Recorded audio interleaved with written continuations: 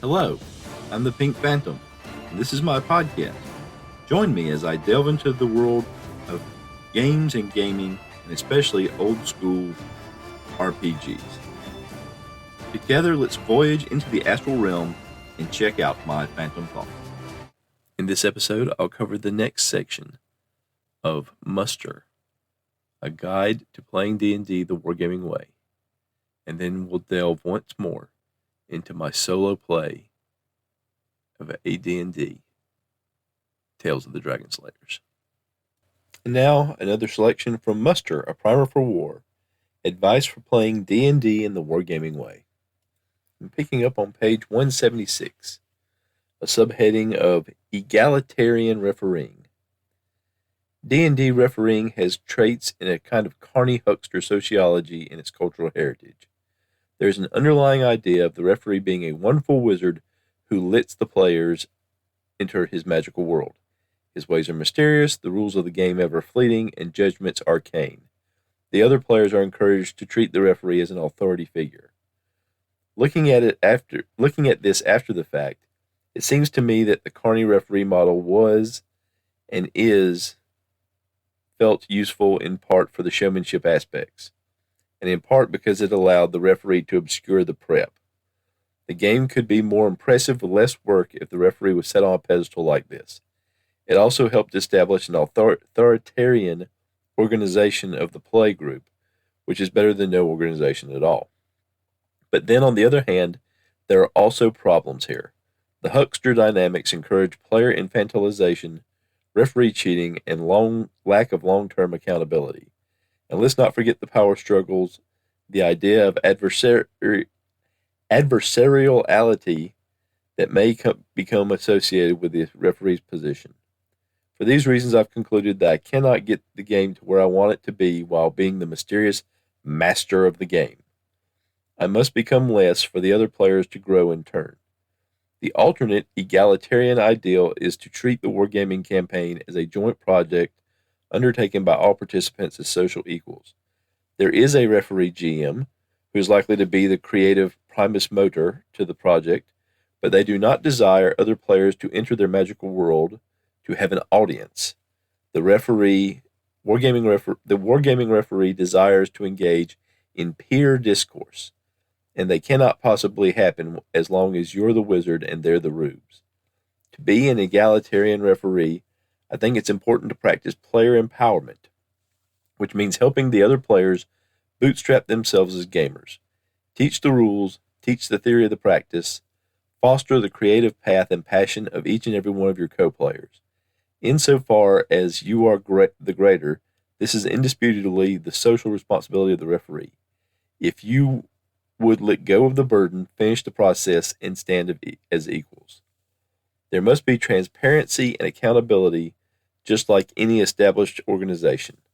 The referee is willing and able to justify their decisions and develop the campaign in the direction desired by their fellow players. Such attitudes help trust grow, and with trust, faith in the game and excitement at the achievements of the campaign. This is a direct antidote to cynicism and encourages authentic engagement with play. Engaging the creative desires and ideation of the other participants seriously often means doing things wrong. This is in quotes. You are often the more experienced and learned in the art between the two of you, so this is natural. However, I don't think that it's a good idea to take this to mean the referee should always lead and everybody else follows. The difference between gameplay and lecture as methods of insight is that gameplay is an activity. It is better for learning if you make room in the campaign to try out ideas and approaches. Discuss them, yes. Explain what you think and why you would like to do things in this way or that, but ultimately be willing to try it their way with an honest heart. Let everybody see how it goes and perhaps grow in exchange yourself. Negotiated judicial exchange. Applying the egalitarian philosophy to the particulars of what the referee does is, of course, a very technical matter, but the big picture should also be fairly obvious. We're not discussing sharing GMing here, but rather ways the play group can bring accountability and creative dialogue into the way the GM performs their tasks. When fellow players disagree on spot rulings made in the middle of the game, the authoritarian advice is that they should quiet down for the sake of fluid progress of the game. There is wisdom to this, and I do encourage you to practice it as a player. I do that myself. I don't start some damn fool actually crossbows don't work like that debate on a hair trigger every chance I get. There's a time and place for something like that. The egalitarian advice I'd like to direct to the referee, though, is different. If a player is engaged with the game enough to contest a ruling, don't tell them to suck it up because you're the ref and they're distracting the game. Instead, take a quick break from the action. Ask them to explain their reasoning why they think that the ruling should be different, then explain yours. And let them make the call. Now that we've gone to the effort of setting up this impromptu tribunal, what is it to you how the situation at hand gets resolved as long as the ruling is an informed and authentic one? I don't want to pretend that biased human interests aren't abroil in these gaming confrontations. An authentically emotional, committed player might wish to see a ruling go their way. It's not that they want to cheat, it's just that they're focused on the moment and their advocacy, not on the big picture. The referee's task priority, however, is to first foster authentic engagement, second, foster rule of law, and only thirdly, to make sure that this current snit of a rulings dispute gets resolved correctly. For this reason, the principle of negotiated judicial exchange. Always trade a spot ruling for acknowledging a general principle. Always trade a rule for engagement. A couple of examples. Give spot, get acknowledgement. The party walks into a trap. The player claims that their character was not there, but admits that they did not say this out loud because they weren't familiar with table procedure. The egalitarian referee easily accepts the claim in good faith, but also discusses procedure and makes sure that the group knows in the future how you're supposed to register it when a character deviates from the marching order. They've given in on a spot ruling while affirming the general principle. Give rule, get engagement. A player is a big fan of the English longbow, one of the popular medievalist idea clusters, and thinks that the campaign rules do not adequately represent its awesomeness. The dissatisfaction comes up a few different times too, so it's not just a passing fancy. The egalitarian referee recognizes that whatever they themselves may think of bow simulations, and whether they're better informed than the player, does not matter as much as the player's social ownership of the common practice of playing together. For the referee, this is but a small matter among the myriad involved in a campaign, while for the player the longbow could be the single greatest charm point of the entire exercise, considering how they bothered bringing it up. By giving in on this small thing, the referee wins big in creative capital. The principle of negotiated judicial exchange discards the idea of referee as the unerring compass of the campaign's creative direction. In practice, you're still at 9 times in 10. That's just how the creative work happens. But this baseline reality does not need to be affirmed by nitpickery over, nuh-huh, I clearly said I was standing here instead of there, schoolyard arguments. Give in on the particulars graciously in exchange for affirming the core values that you all should be ascribing to. Teach that it pays to speak your mind, that the referee response is that it is engaged and grateful instead of belittling. It'll pay off in the long term in the form of more involved, intelligent, opinionated players. So stepping away from the text, this is another sort of big concept followed with examples and details that he's provided on several things so far in this section of the book. And he's talking about how to balance the idea of the game master and all that goes with being a game master and the control that comes with that position as far as what direction a game session or a campaign will take, with the notion that, everybody at the table is a player and everybody has equal interests and should have equal opportunity to have some kind of say in the game. In most old school style discussions, a lot of this concept is described along the lines of player agency, which is the player's ability to control the direction of the campaign by having a world of choices in front of them and not just a narrow handful of choices or even just one choice in the case of the idea of the railroad. But usually this kind of thing is discussed mainly within the context of the game world itself, what the players, the flexibility that they have to act within that game world. And this is discussing beyond that, players having greater influence in rulings and the rules of the game, and this beyond the beginning when you are establishing what type of game you're going to play, what type of rule set you're going to use, what type of campaign you're trying to experience. And again, it gets into the idea of balance, balancing not having every discussion break down into an argument, not having every difference opinion take over a game session. And it largely seems to suggest that the way you do this is the game master gives a little more on specifics as long as there is an understanding at the table of what the general principles are and how things will be resolved in the future and how it's connected to the way they were resolved in the past. So that there is a consistency in the way the game is played, but there is the ability for some give and take in specific instances when a player has a specific idea or rationale or even passion for that particular situation. Of course, the danger here is if you go too far in that direction, then you run into the situation of the squeaky wheel gets the grease, where the person who complains the most or complains the loudest gets things their way the most often. And that can lead to dissatisfaction in those who are less willing or likely to verbalize because they simply internalize it and view it as it would take too long, it would be too much of a hassle. It's not what they want to be doing. They want to get back to the game.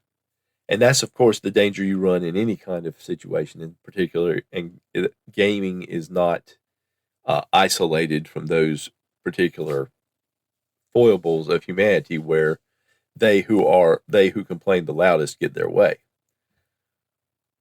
And I think that's why the author tries to be specific about if you're going to give way on a rule or a ruling, make sure it's for a bigger purpose so that down the line, that bigger purpose can be asserted to keep the campaign on track.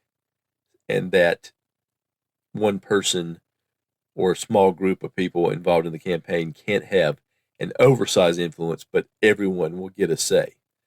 And this goes with what has been said in the book before about this being a group activity and how there need to be checks on, especially the GM, since the GM has so much influence in terms of the effect that their role has on the way the game is played. At least that's how it seems to me. But what do you think? What do you see in this passage? Is there too much? Is the referee giving up too much if they referee this way?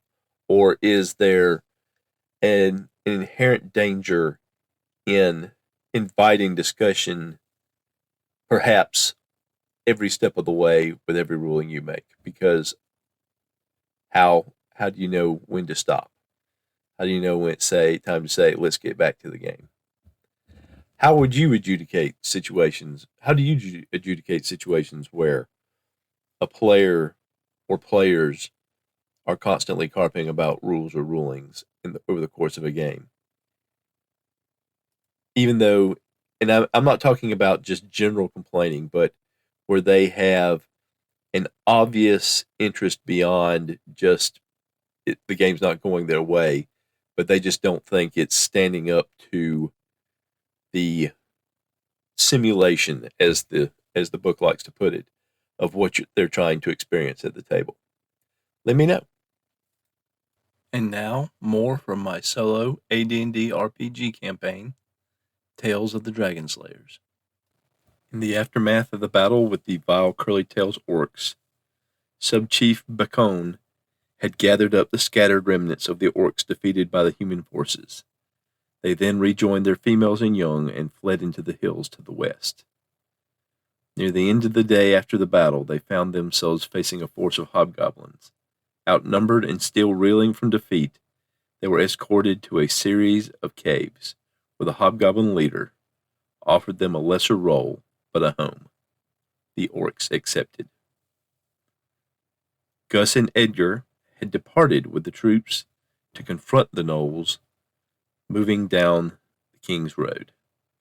Cudgel and Prier had left to return to the fort with Nantor and the clerics who had helped rid Cudgel of the cursed ring. Cudgel would train and help Nantor examine the Ring of Delusion and research the talisman that Katja had found attached to her. She had discovered it while investigating the bag that had gassed Bernie, which had been placed with the other treasures without further research.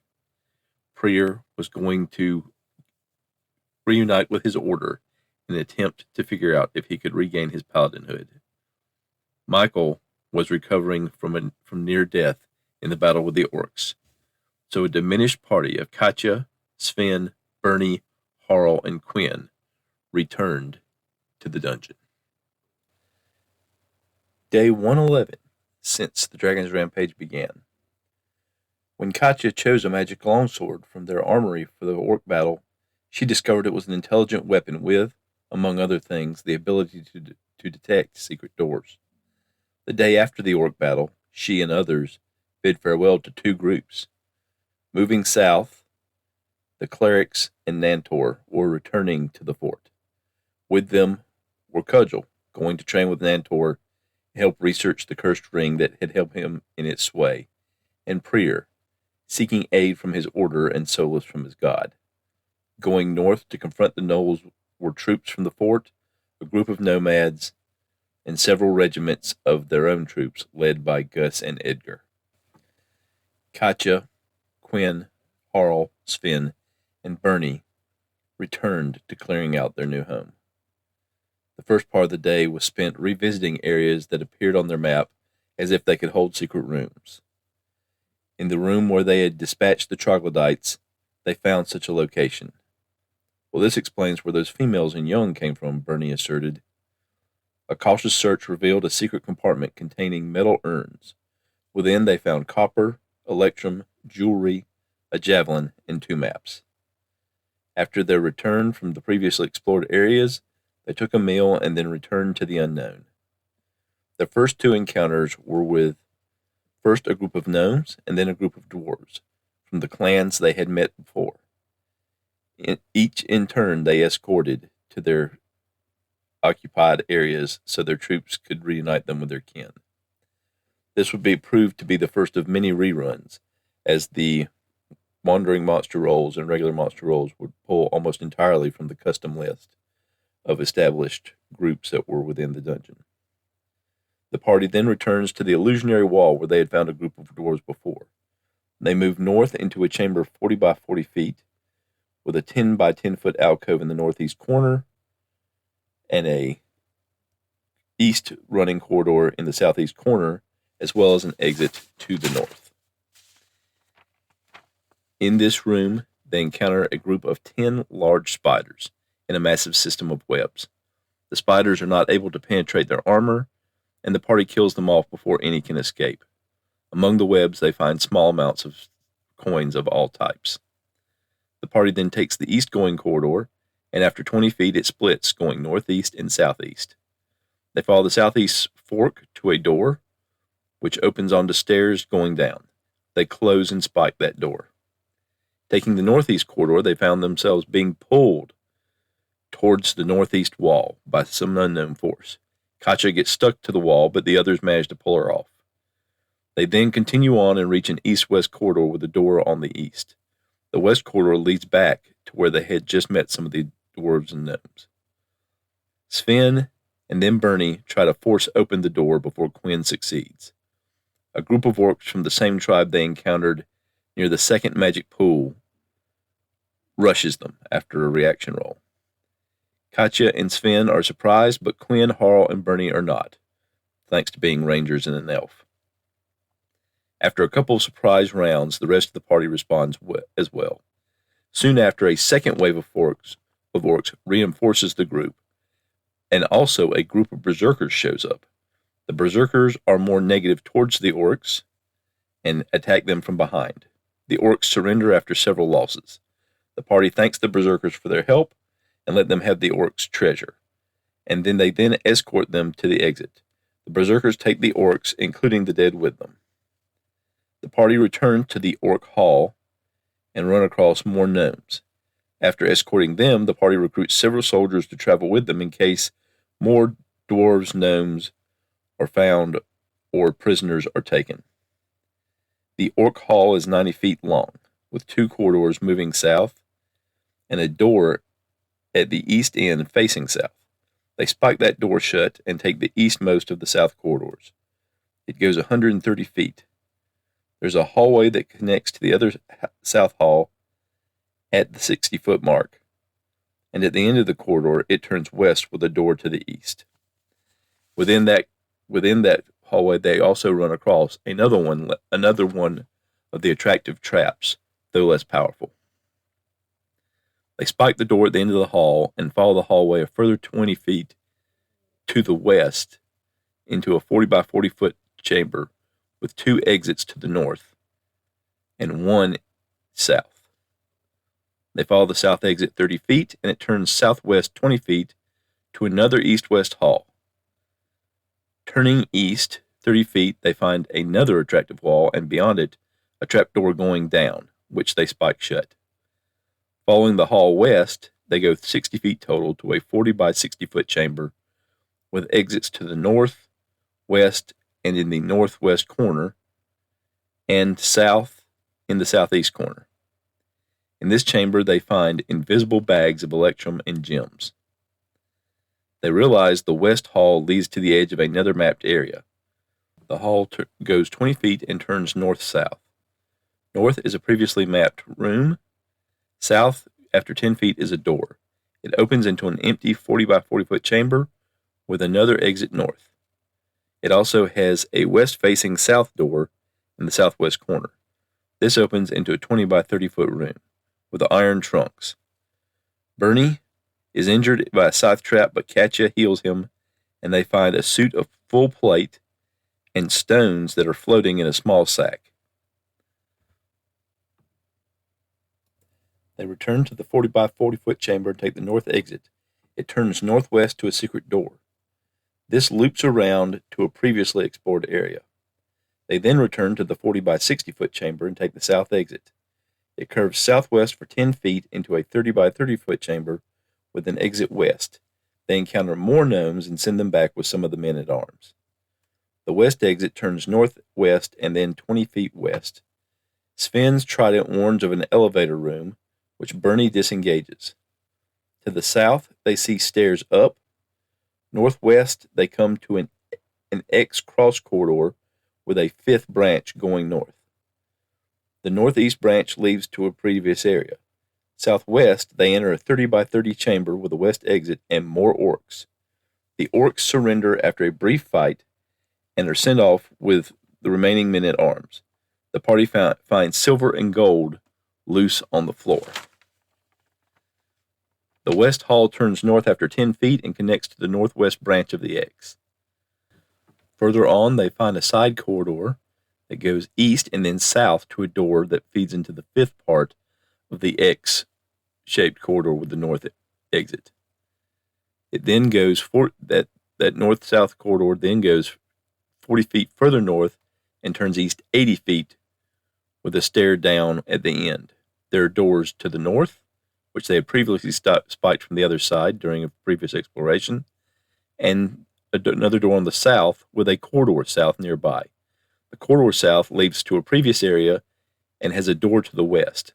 Both that door to the west and the south door from the long east corridor open into a small 20 by 10 foot room with a stone container hidden by an illusion. Inside, they find a heavy lance. With fatigue setting in, the party returns home. So that was kind of a short summary of what ended up being sort of a short little delve. They encountered a lot of reruns of creatures, so to speak, and there were a lot of twisty, turny corridors, a lot of moving around, a little bit of treasure as well, some fairly valuable treasures, considering the little bit they found. But it made for another day of exploration for the Dragon Slayers. Woo, the Dungeon Slayers. The opening music of this podcast is Strength of the Titans, and the closing music is Late Night Radio, both by Kevin MacLeod of Incompetech.com, licensed under Creative Commons by Attribution 4.0 license. Thank you for listening to Phantom Thoughts. I would love to hear your feedback. You don't have to be part of the show. If you want to contact me and let me know, hey, these are for your eyes only. I just wanted to give you thoughts, ideas, response, and it's really for your eyes or ears only. That's absolutely fine. I'd love to hear from you either way. So just let me know when you contact me. Just, I don't want to be part of the show. There are lots of different ways you can contact me. You can send me an email at phantomthoughtspodcast@gmail.com.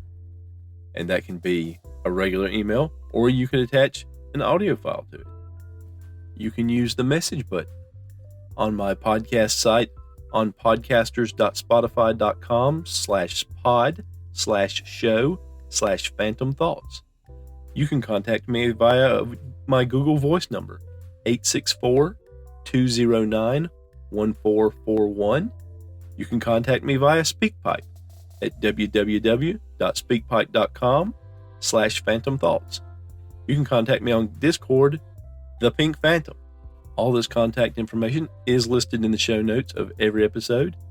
And thank you for those who call in. Thank you for those who don't call in.